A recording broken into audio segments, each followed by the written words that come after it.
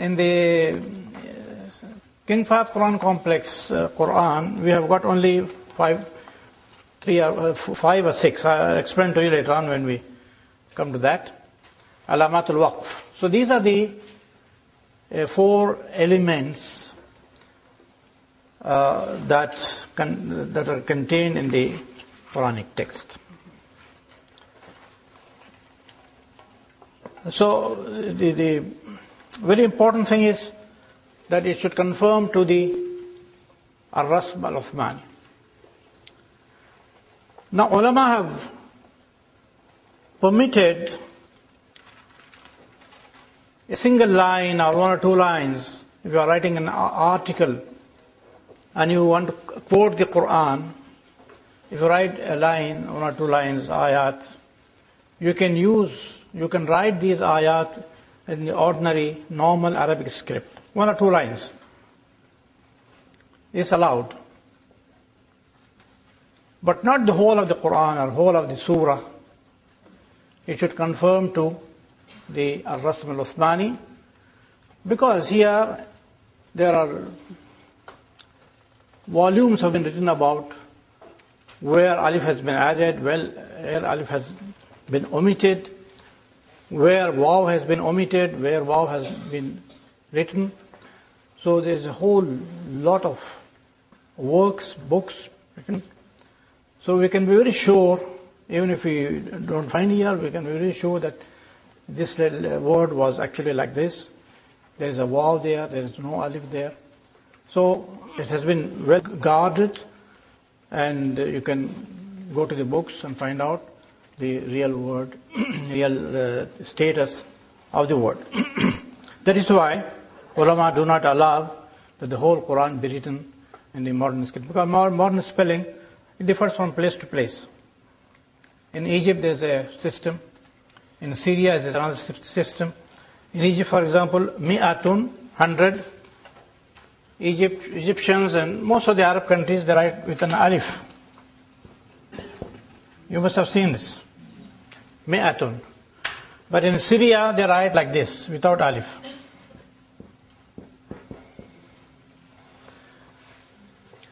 In Egyptian Arabic, ya is written without dots. In Syrian, with dots.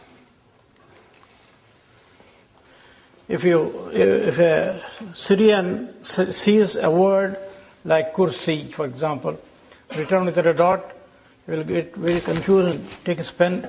Even if it is in a book, he will put 2 dots. But Egyptians don't write. They write without dots. So there's a lot of difference between different countries, Arab countries, with regard to writing. So if you begin to write the Quran according to the normal Arabic script or normal Arabic orthography, then there will be confusion. That is why it is best to stick to the ancient text, as all works of legacy. Now, next we come to the signs and symbols that are used in the Quran, Quranic text, which are different from the orthography used in normal Arabic script. Of course, I'll give you some of the examples, but it will take a lot of time to speak to you about all these signs. The first sign, or the first difference, you see, Hamza plus alif, we write like this in normal script. For example, Adam, we write like this. Amana, we write like this. But in the Quranic script, it's Hamza plus alif. Because means Hamza plus alif. Just like Ba is Ba plus alif, Ta is Ta plus alif. So Hamza plus alif is So we write like this in the Quranic script, not like this.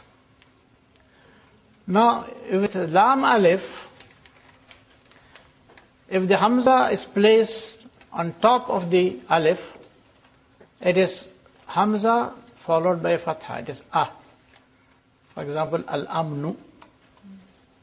But please note, if it is placed between the 2 lines here, It is Hamza plus Fatha plus Alif. Ah.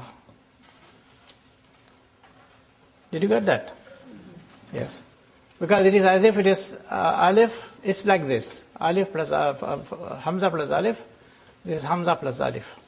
But if it's placed here, it is only Hamza followed by Fatha. This is Hamza, Fatha plus Alif. Akhiratu. This information you will not find any, even in the pages they have written about this, they have not written this. So this is Al-Akhiratu. Azifatil Azifatu. So it will be written, the Hamza will be here, between the two lines, not on top of the... Now, Sukoon in the Mus'haf is like this, which is actually the head of Jim, Jazm. Jazm means cutting, that is removing the vowel. Ajrun, for example. So, this is head of Jim, which has been, of course, later on simplified to this. In normal Arabic, this is the Sukoon.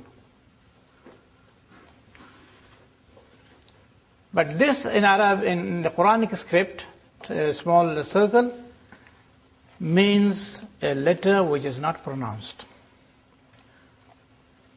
Please remember this. Like Amanu, this alif is not pronounced. Ulaika, the waw is not pronounced. Ulul arham, ulul albab, the waw is not pronounced. So ulu will be written like this. Ulu. Ulaika also, the waw will have. Now there is another version of this circle. It's elongated. This is complete circle, this is elongated. This is usually placed on the word ana, but there are also a few more words. This means that the alif is not pronounced in continuous reading, but it is to be pronounced in the pausal form. When you pause, ana, you read the alif, pronounce the alif. But ana Muhammadun, ana talibun, then you don't pronounce the alif, as if it is Hamza plus Noon Fatha, ana, not ana. So it has two pronunciations. One in pausal form, where alif is pronounced, ana. Man ja'a, who came? Ana, with the alif pronounced, ana. But ana ji'tu, here you don't pronounce.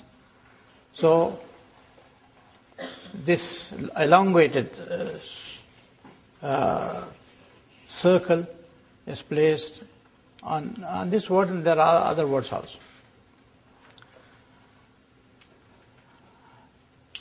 Now, if you have like this, noon without a sukoon, the next letter has a shadda. Noon has no sukoon, and the following first letter has a shadda. That means noon is assimilated in the next word, the following letter. So you don't pronounce min rabbika, you say mir rabbika. Mil ladunka, min ladun, mil ladun.